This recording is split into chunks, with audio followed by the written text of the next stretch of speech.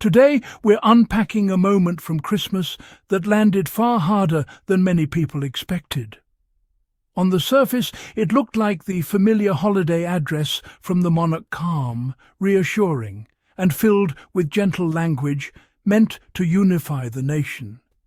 But if you listened closely, if you paid attention beyond the polished delivery and ceremonial tone, there was something else happening beneath the surface. King Charles's Christmas message this year wasn't just a seasonal tradition. It carried subtext. And for anyone who has been following the ongoing story between the King and Prince Harry, that subtext was impossible to miss. The speech leaned heavily into themes of empathy, understanding, forgiveness, and most notably, reconciliation. That word didn't appear casually or as a throwaway sentiment. It was repeated. And repetition in royal messaging is never accidental. Every public address from the monarch is scrutinized line by line. Teams of advisors weigh the impact of each phrase, every implication, every possible interpretation. Nothing is included by chance. So when a king who has been publicly estranged from his youngest son emphasizes reconciliation more than once, it deserves attention. This didn't feel like a message about global harmony or vague goodwill. It felt personal. Royal commentators were quick to downplay speculation, insisting the speech was meant for the public at large and not directed at any specific family member. But let's be honest, when has a royal Christmas speech ever been purely generic? These messages are layered by design. They always have been. And this year, the timing matters. Just months ago, Charles and Harry reportedly met in person for the first time in well over a year. That alone tells us something shifted. Not everything was healed. Not everything was resolved. But a door that had been firmly shut was at least opened a crack. 18 months without a face-to-face conversation between a father and son is not insignificant, especially when that distance wasn't only emotional, but geographical, institutional, and deeply public. When people dismiss that meeting as meaningless, they miss the point. In families fractured by hurt and mistrust, the first conversation is often the hardest step. It doesn't fix everything, but it signals willingness. And willingness is where reconciliation begins. To understand why this moment matters, we have to zoom out. The rift between Harry and the royal institution didn't appear overnight. It was years in the making, shaped by relentless media pressure, lack of protection, and a system that repeatedly failed to intervene when lines were crossed. Harry didn't leave casually, and he didn't walk away on impulse. He and Meghan stepped back because staying was causing harm, emotional, psychological, and potentially physical. From the moment Meghan entered the royal sphere, the treatment she received was markedly different from others. The scrutiny wasn't just intense, it was hostile. Racist narratives were allowed to flourish. False stories went unchallenged. Silence became a form of endorsement. And Harry watched history repeat itself. He has spoken openly about the trauma of losing his mother and the role the press played in that loss. When he saw similar patterns forming around his wife, he chose to intervene in the only way he could. Leaving wasn't abandonment. It was protection. So when critics frame Harry and Meghan's decision as betrayal, they ignore a basic truth. Institutions are meant to protect the people within them. When they fail to do so, individuals are forced to protect themselves. There's another layer worth considering. The monarchy has always prized continuity, the illusion of permanence. But what happens when that need collides with the very real humanity of the people inside it? Charles himself knows what it's like to feel constrained by the institution. He waited decades to assume the role he was born into. He faced criticism for his views, his voice, and for daring to be different within a system designed to minimize individuality. In many ways, Charles had to fight for the right to be himself. That makes his son's departure even more complex. Because on some level, Charles understands what it means to be caught between duty and authenticity. He understands the weight of expectation and the cost of living under constant scrutiny.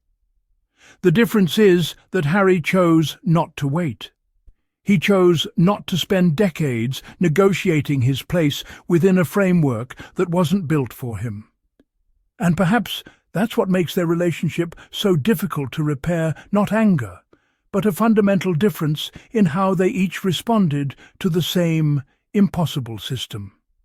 Since relocating to California, Harry and Meghan have built a life grounded in autonomy and intention. They're raising their children away from constant surveillance, rigid hierarchies, and the expectation that identity be defined by birth order and protocol. That doesn't mean Harry stopped loving his family or erased his past. It means he chose a different future for his children. And that's what makes Charles's words about reconciliation so interesting. Because reconciliation doesn't mean going backwards. It doesn't mean pretending nothing happened. Real reconciliation requires acknowledgement. It requires accountability. It requires change. You cannot reconcile while denying harm. The hope many people felt hearing those words wasn't about Harry and Meghan returning to royal duties or public appearances. It was about the possibility of a healthier relationship, one built on respect rather than control. A father recognizing that his son's choices were rooted in pain, not malice. A family learning that tradition cannot come at the expense of humanity. The king spoke about compassion as something active, not passive. Compassion is something you do, not just something you say. And that distinction matters. Compassion within your own family is far harder than compassion in theory. It's easy to speak about unity on a national scale. It's much harder to extend it across a dinner table where old wounds still exist. So what would reconciliation actually look like in practice? Because words are one thing and action is another entirely. It would mean the palace actively countering misinformation instead of allowing it to spread. It would mean treating Harry and Meghan's security concerns as legitimate rather than dismissing them. It would mean acknowledging that they didn't leave out of spite, but out of necessity. Most importantly, it would mean recognizing Meghan as a full member of the family, deserving of the same protection, respect and dignity afforded to others. Not as an outsider, not as a disruption, but as someone who married into the family with hope and was met with hostility instead of support. Here's the uncomfortable truth. You cannot claim to value reconciliation while allowing a family member to be publicly degraded. Those two things cannot coexist. For Harry, reconciliation has never been about erasing the past. He has consistently said he wants accountability and understanding, not revenge. He has never denied his love for his father. He has simply insisted on honesty. And honesty is uncomfortable, especially for institutions built on image management. If reconciliation is truly the goal, it has to involve protecting Harry and Meghan from ongoing media attacks. It has to involve shutting down false narratives instead of quietly benefiting from them. It has to involve treating Meghan with the dignity she has always deserved. Anything less isn't reconciliation, it's optics.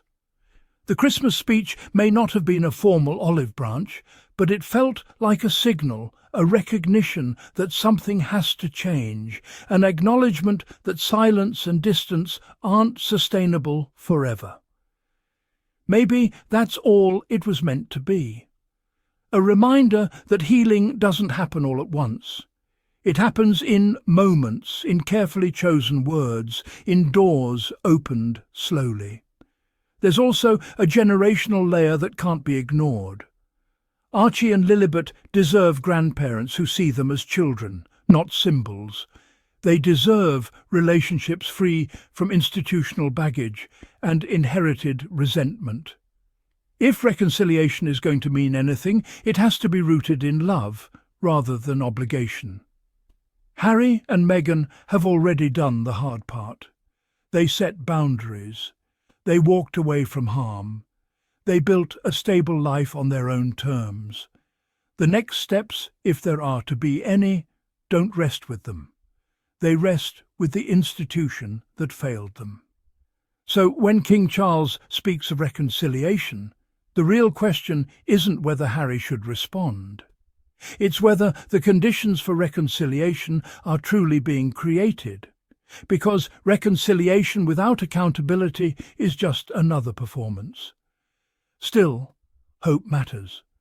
Hope that cycles can be broken. Hope that fathers and sons can find common ground. Hope that compassion can move from speech to action. And whether or not reconciliation ever fully happens, one thing is clear. Harry chose love over expectation, safety over silence, and truth over tradition. And that choice changed everything. Now I want to hear from you. Do you think the King's words were intentional? Do you believe reconciliation is genuinely possible, or was this simply symbolic language? Drop your thoughts in the comments. I always love reading your perspectives. And if you appreciate content that looks deeper, challenges narratives, and stands up for fairness, make sure you're subscribed. This community grows because of you. Thank you for being here, for listening, and for thinking critically. Until next time, keep choosing empathy, keep asking questions, and keep believing that people deserve to define their own paths.